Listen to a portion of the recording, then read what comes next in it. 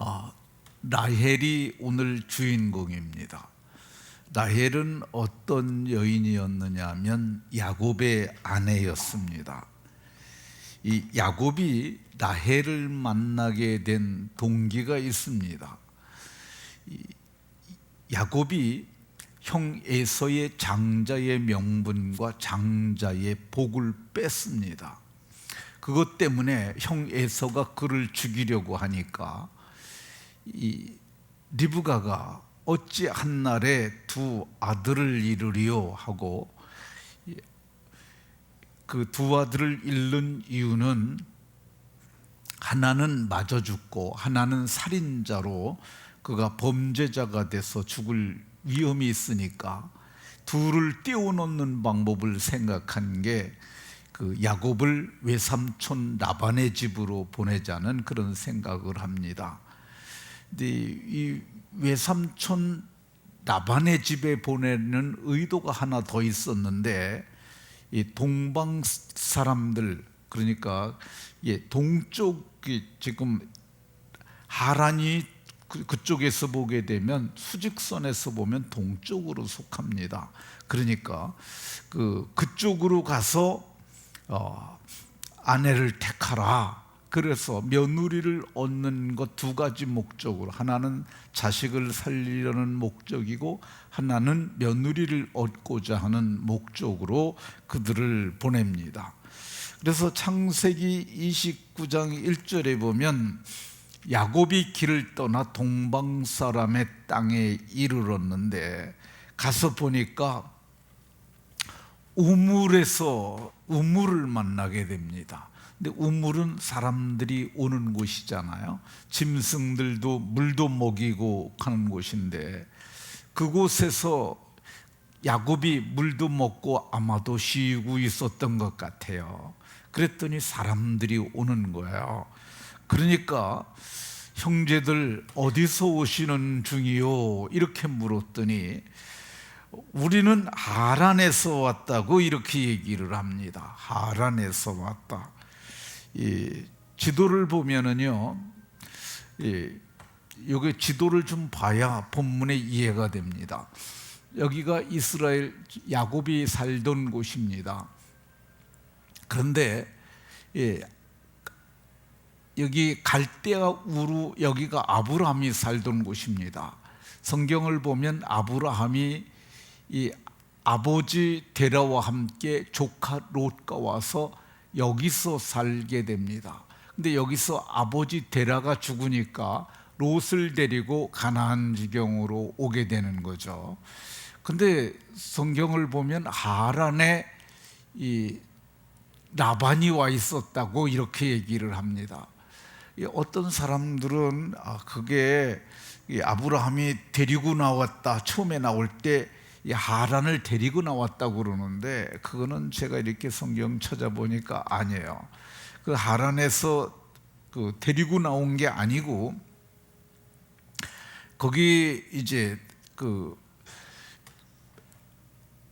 아브라함이 엘리에셀이라고 하는 자기의 몸종을 보내면서 거기에 가서 내 아들의 아내를 구해갖고 오라고 그러거든요. 그때는 그때는 우르에서 하란이 살고 있었어요. 근데 그 후에 언제 이사 왔는지 모르지만 이 하란이라는 곳에 있었던, 나중에 온 곳으로 보이는데 언제 이사 왔는지에 대해서는 알 수가 없습니다. 그러니까 그 하란에서 왔다 그러니까 너희가 나홀의 손자 하란을 아느냐 그랬더니 우리 잘 아는 사이라고 그러면서, 지금 이 라반의 딸이 짐승을 데리고 지금 물먹이로 우물로 오고 있다고 얘기를 합니다. 그 얘기를 듣고 기다려서 한 젊은 처녀가 데리고 온 양떼를 먹이는데 함께 도와주고 이렇게 얘기를 합니다. 라헬을 찾아가서 내가 네 아버지의 생질이 된다고 이렇게 얘기를 합니다. 그리고 이 리브가의 아들이 됨을 이렇게 말합니다. 그러니까 라헬이 그 얘기를 아버지에게 가서 달려가서 얘기를 하니까 그때 이제 참으로 오래간만에 처음으로 재회를 하는 거죠. 그래서 그들이 거기서 만남을 갖고, 그리고 야곱이 외삼촌 라반의 집에 거주하게 됩니다. 근데 라반에게는 두 딸이 있었어요. 하나는 레아고 하나는 라헬이었는데, 레아는 언니고 라헬은 동생이었는데, 이 레알은 시력이 약했다고 그러니까 그게 안 보이는 건 아니고 보이긴 보였는데 약시였던 것 같아요.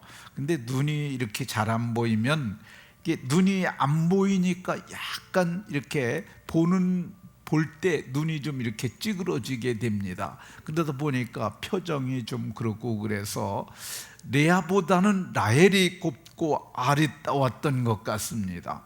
그래서 거기서 일을 하는데 외삼촌이 제안을 하게 합니다.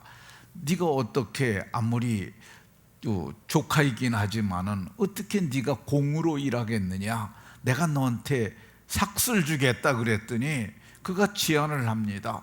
내가 라헬을 위하여 7년을 내가 일하겠다고. 그래서 거기서 7년을 지냈는데, 이 야곱이 라헬을 얼마나 사랑했던지 7년을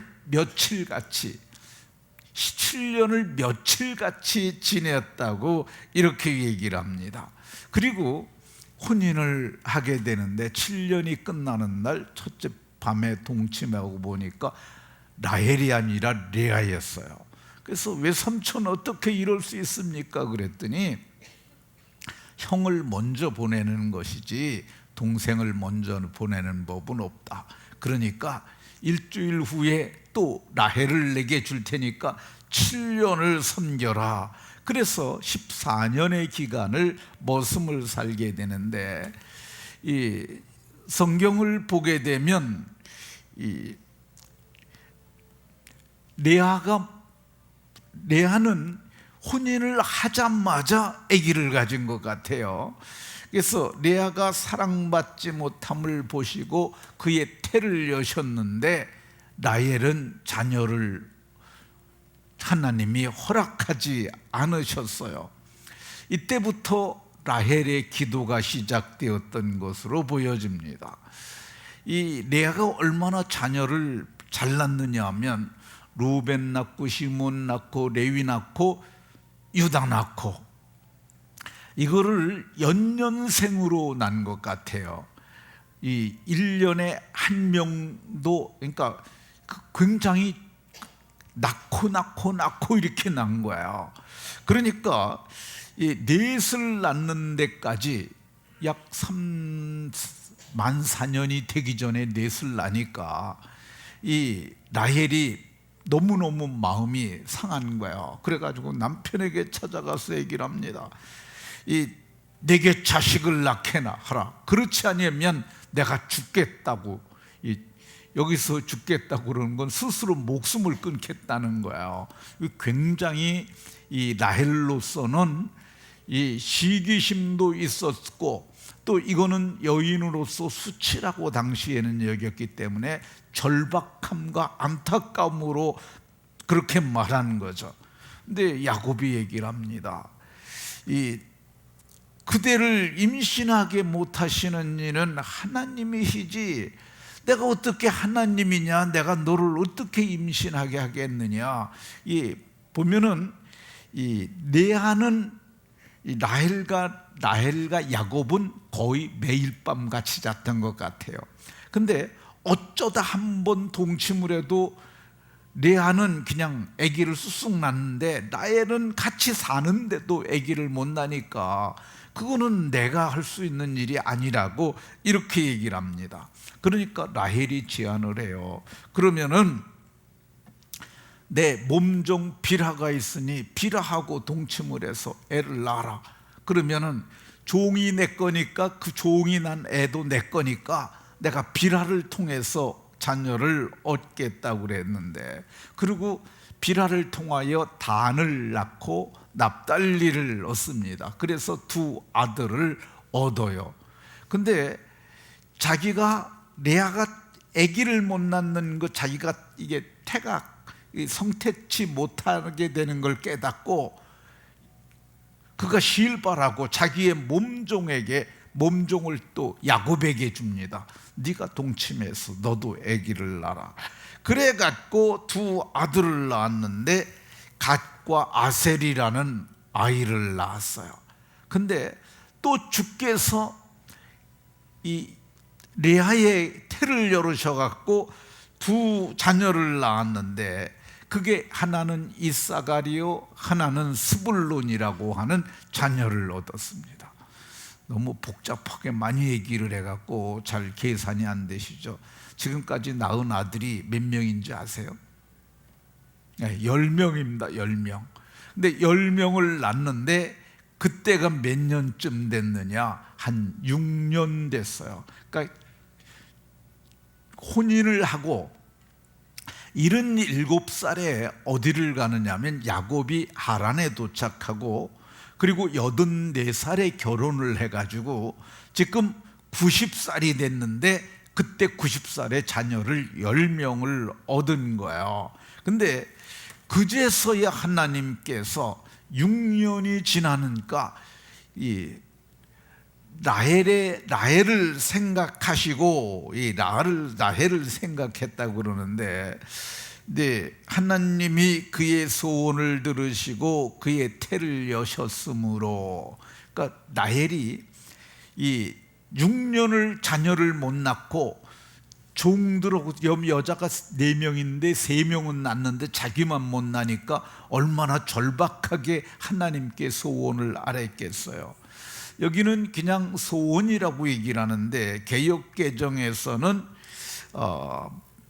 하나님이 라헬의 호소를 들으시고, 또 현대인의 성경에서는 요거를 그녀의 기도를 들으셔서, 근데 기도, 호소, 또 소원 다 이게 마음속에서 나오는 거거든요. 마음의 간절함으로 아뢰더니 하나님께서 그에게 6년이 지나서 성택케 하셨다고 이렇게 말씀합니다. 이때가 야곱이 성택케 하시고 만 7년이 될 때, 성경은 창세기 30장 25절에서 라헬이 요셉을 낳을 때에, 그 낳을 때가 언제냐면 이제 7년 머슴살이가 두 번째 머슴살이가 끝나는 거야. 그러니까 7년 동안 11명을 낳은 것을 성경이 얘기를 합니다. 그래서 제가 연대를 계산해 보니까 만 7년이 다 됐을 것 같아요. 기도를 시작하고 한 6.5년에서 7년 정도. 그러니까 이 한 명의 자녀를 얻기 위하여서 7년을 기도했으니까 이 아이가 보통 아이가 아닌 거죠. 그러니까 애를 낳는데 그냥 쑥쑥 낳는 것도 좋긴 좋지만은 쑥쑥 낳는 것보다는 어떤 게 좋냐면 기도를 하고, 아기를 낳을 때 기도를 하고 낳는 것이 아주 좋습니다. 그러니까 이게 7년을 꼭 결혼하고부터 기도하지 말고 결혼하기 7년 전부터 기도하면 더 좋습니다. 그러니까 우리 저 학생들, 저기도 한 학생이 하나 있네. 하미도. 예. 그러니까 결혼하기 기도하시작하지 말고 그 이전부터 기도를 하면서 자녀를 낳으면 그 자녀들이 좋은 자녀가 될 줄로 믿으시기 바랍니다. 왜 제가 좋은 자녀가 됐냐고 얘기를 하면은 이렇게 낳은 요셉이 보통 아들이 아닌 거야. 요셉은 어떤 아들이냐? 성경을 보면은 범죄하지 않는 아들이었어요. 그러니까 생애 가운데 범죄 기록이 없는 유일한 사람을 꼽는다 그러면 요셉이에요. 이 형들과 함께 들판에 있었는데 형들이 허물이 있었다고 얘기를 해요. 보면은 그의 이 형제들이 허물이 있었는데 거기는 요셉은 참여하지 않았어요. 개역 성경에서는 허물이라고 그랬는데 개정판에서는 잘못이라고 그랬습니다. 어쨌든 자기는 거기에 동참하지 아니하고 이런 죄는 범하면 안 된다고 생각을 해서 아버지께 말했다고 얘기를 합니다. 요셉은 어떤 상황에서도 범죄하지 않는 사람이었어요. 그가 보디발의 집에 노예로 팔려가잖아요. 근데 그 여주인이 얘기를 합니다. 나하고 동침하자, 나하고 동침하자. 처음에는 눈짓하기 시작하더니 나중에는 몸짓으로, 그래서 자기가 어떤 업무를 행하러 그 내실에 들어갔을 때 그의 옷을 벗기면서 나하고 동침하자. 근데 그가 모든 걸 버려두고 거기서 나왔는데 그 결과로 그는 감옥에 가게 됩니다. 그러니까 이 요셉은 어떤 상황에서도 범죄하지 않는 그런 아들이었어요. 어떻게 그런 아들이 태어났을까? 그의 어머니가 7년 동안 기도하고 낳은 아들이었기 때문이 아닐까 하는 생각이 듭니다. 이 라헬이 7년 동안 기도하고 낳은 아들이 어떤 아들이었느냐? 그는 어디 가든지 하나님이 함께 하시는 아들이 됐어요. 그러니까 하나님이 가장 싫어하는 게 죄예요. 이게 죄가 있는 사람은 하나님이 함께 하실 수가 없어요. 그런데 여호와께서 그와 함께 하셨던 이유가 뭐냐면 그는 범죄하지 않는 사람이었으니까. 그래서 그는 보디발의 집에서도 그 보디발의 아내가 그런 성적 유혹을 해왔는데, 그때 이 요셉이 몇 살 정도 됐을 때라고 보냐면요, 저는 27살. 그러니까 그게 감옥에 갇힌 지 2년 만에 그게 나오거든요. 그러니까 7살이나 그 어간으로 보여져요. 혈기왕성한 젊은 나이였음에도 불구하고, 그 여자가 그렇게 유혹했음에도 불구하고 그는 범죄하지 않았던 것을 볼 수가 있습니다. 그러니까 하나님이 요셉과 함께 하셨어요. 이 하나님이 어디서도 함께 했느냐? 이 창세기 39장 23절에 보면 요셉을 왕의 죄수를 가두는 감옥에도 가뒀는데, 이 여호와께서 감옥에서도 요셉과 함께 하셨어요. 21절에 보면 여호와께서 감옥에도 함께 하셨어요. 그러니까 범죄하지 않는 게 중요하고, 범죄하지 아니하고 바른 믿음, 굳센 믿음을 가지면은 하나님께서 어디서든지 함께하는 줄로 믿으시기 바랍니다. 하나님이 함께 하시는 아들에게 어떤 일이 일어났겠어요? 7년 동안 여인이 기도하고 낳은 그 아이가 하는 일마다 성공하는 형통한 자가 됩니다. 3절에 보면은 39장 3절에 보면 그의 범사에 형통하게 하심을 보았더라. 그의 하는 범사 모든 일마다 하는 일마다 잘 되는 그런 아들이 됐어요. 그러니까 애를 낳아서 기도하는 것보다 뱃속에 있을 때 기도하는 게 더 좋다는 말입니다. 그가 어디 가서도 함께 했느냐? 어디 가서도 형통했느냐? 그가 감옥에 갇혀 있음에도 불구하고, 감옥에 죄수로 갇혔는데 죄수로서 형통할 수가 있겠어요? 근데 그 일이 일어나는 거야. 이건 인간의 이 상상이나 생각을 초월하는 사건이 일어났는데 그가 감옥에 가서도 형통한 거야. 이 7년 동안 기도하고 낳은 아들이 어떤 아들이 태어납니까? 이 사람이 이 몽조를, 꿈을 해석할 수 있고 미래를 예측할 수 있는 예지 능력을 갖춘 그런 아들이 돼요. 그러니까 범죄하지 아니하고 여호와께서 계속 함께 하시다 보니까 그가 하나님께서로부터 능력을 입어가지고 지혜롭고 명철한 자가 됩니다. 그때 그 감옥에 갇혀 있을 때, 감옥에 갇힌 갇히고 나서 그 죄수 중에 떡 맡은 관원과 술 맡은 관원이 있었는데, 술 맡은 관원의 꿈을 해석해 준 지 만 2년째 되는 해에 바로가 꿈을 꾸었는데 그걸 해석하는 자가 없어요. 근데 요셉이 술 맡은 관원의 꿈을 해석해 줬거든요. 그러니까 그걸 가지고 얘기를 합니다.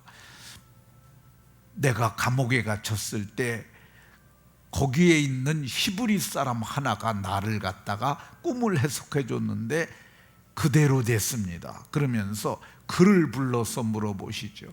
그래서 그가 수염 깎고 세마포 옷을 입고 바로 앞에 나타나서 그가 바로가 꾼 꿈을 해석했는데, 꿈만 얘기를 한 것이 아니라 뭘 얘기를 하느냐 하면 풍년 때의 대책, 흉년 때의 대책.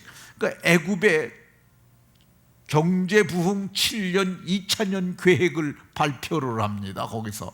그러니까 그 얘기를 듣고 있던 바로가 너와 같이 지혜롭고 명철한 자가 세상에 없다고 그러면서 너는 애굽을 통치하라 그러면서 인장반지를 빼서, 이게 인장반지가 옥새예요. 모든 통치권을 이 요셉에게 넘겨줍니다. 그러면서 내가 너보다 높은 것은 보호자 하나뿐이라 이렇게 하고, 그래서 바로가 그에게 애굽의 전국을 총리하게 했다고 이렇게 얘기를 하고 있습니다.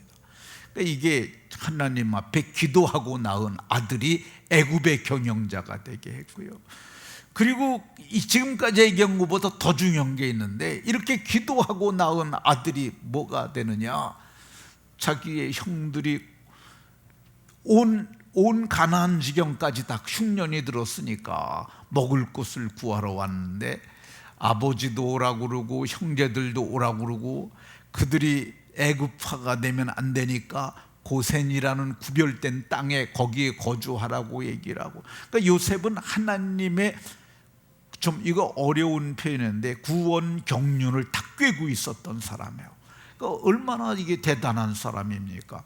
그래서 그 사람은 이스라엘 백성들을 하나님이 여기서 기르려고 나를 먼저 보냈구나, 그걸 깨닫고 고센이라는 곳에, 구별된 곳에 거기에 살게 했고요.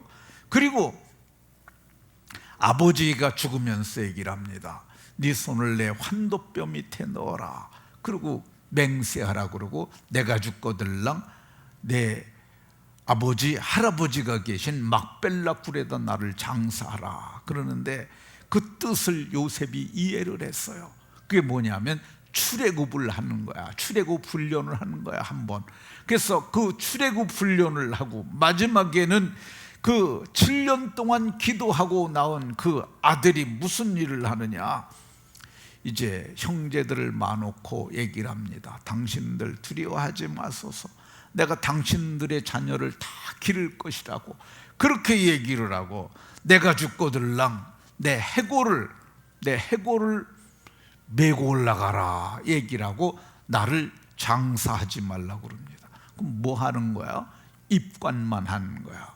그래서 애굽 이스라엘 백성들이 거주하던 고센 땅에다가 자기를 입관해서 관을 놔두면 후손들이 물을 거 아니에요. 아버지, 여기 왜 관이 있어? 이분은 요셉이라고 하는 분인데, 이분이 우리 민족이 애굽을 떠날 날이 온대. 그때 자기 관을 메고 나가라고 그렇게 하셨어. 그래서 이스라엘 백성들이 애굽에서 나올 수 있도록 그렇게 큰 일을 하게 됩니다.